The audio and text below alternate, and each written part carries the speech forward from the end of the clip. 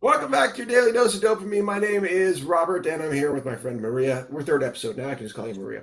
Uh, Exactly. so we're talking about the feeling in your own diagnosis as a doctor, a trained person, and also an intimate care partner, caregiver to your grandmother, and being told as a woman of what, mid to late 30s, Yeah, you 36. can't have Parkinson's. And here's the issue, and correct me or add on to this. People who say that, and these are medical experts, say you can't have Parkinson's. They're thinking of Parkinson's as old white man in a wheelchair, pretty much, right? Right. That's why you, younger woman of color, cannot have Parkinson's. Is that Exactly. right? Exactly. Yes. And that's Yes. crazy. I know. I know. I felt like that too.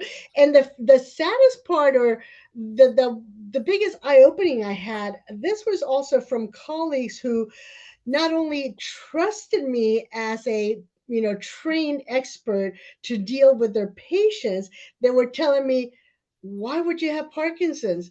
You've been seeing your patients too much. You've been thinking about this. And I'm like, I'm seeing all your patients. I diagnose them. So you said the same line. You got the same thing that Eric got. He just told me a few minutes ago.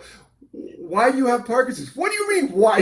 And he said because I'm lucky. I don't know. I mean, what do you mean why do I have it? That's and these are get trained experts. I'm not trying to make fun of doctors. You get I that, but I know. mean, I know. It's it's like, what? I'm not smart enough to come up with another diagnosis. I had to go with the diagnosis. I was like, really? It's like, really? that's the question we're asking. Why do I have Yes, Parkinson's? yes, I yes. don't know. I know. And they're like, you're too young. You should just go back to working and focus on your patient and stop thinking of Sure. nonsense. And I'm like I want to have this. Like I chose Yeah. to have this. Yeah, you asked for it. I Yes, please, may I? I yes, volunteered. exactly. And I was like looking at them like, you just sent me all these patients and I told you what they have. But when Oh I say man. I have it, that I think I have it, you look at me You like, oh, can't have no, you Parkinson's. cannot. So let's dive into this because you were part of a panel with Dr. Laura Mishley Uh-huh. rebranding Parkinson's. Yes. Why is it so important? I'm terrifically excited by this because I think it's gaining traction. It's certainly a part of my work, has been for years. I dealt with, people who basically said you can't do this with Parkinson's, you can't talk about it, psychosocial, emotional, cognitive, because that's not Parkinson's. It's a movement disorder. Why is it so important that we rebrand Parkinson's? Yes, I am so thrilled to be able to do that. I mean, that's why I became an advocate, because there's so much that we did not know. Even as a trained professional expert, movement disorders, here I was, pain, vision problems, all part of Parkinson's, and still saying no, that cannot be it. And so 200 years has been, have gone by since official, labeling of Parkinson's disease, and we had not made any traction on how we view it, how we diagnose it, how we think about it. And yet we have all this new science, all this new knowledge, and all this new medications and treatments, and we're still treating it like we did 100 years ago. And we're still talking about it like we did 100 years ago. So I think it's time that we say, look, Parkinson's affects everybody. Doesn't matter, socioeconomics, doesn't matter race, doesn't matter religion. Yes, it can Age. happen to 20-year-olds.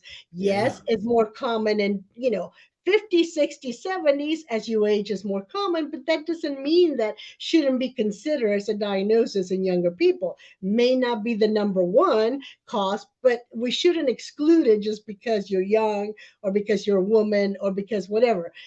So we really need to think about it, and also think about the way we present it, because so many people still we're thinking about it from 100 years perspective, that we had no treatments, so sorry, you're going to die with this is what your life is going to be like. You're going to become bedbound and that's it. But that's not the case now. Look at me, I'm 17 years into the disease. I am proof that Parkinson's, yes, is an awful disease. Yes, there's many ups and downs, and yes, I wish I did not have this, but you can still have a life. And Right. with the treatments that we have now, you can manage it and still be able to be an active part of society, like you do diabetes, hypertension, and everything else. So this is a major shift, when we talk about rebranding it to how we'll deal with it. And whether or not we can come to acceptance with having it, which that's a whole Right. issue, right, of Yeah. people, and then who can have it, which we've dealt Right. with, right? Exactly. Apparently, we have to open up. So really, I mean, this becomes a bit of a it's yes and fits, right? That yes, it's this and it's this, right? Instead of Mhm. exclusionary, yes, but, or yeah, or no, Yeah. you can't, right? We need to come to, I think, if I'm hearing you right, acceptance to, you know, all of the aspects and all of the ways of living with it well. And for me anyway, it boils back to this, and I'll take this into the next episode because we're past 5 minutes now, which is the stories we tell. And I think we can lean into the movie that you were part of because I think it does a good job of that. So let's come back next episode. Let's talk about the stories we tell and how we rebrand Parkinson's. See you in a minute.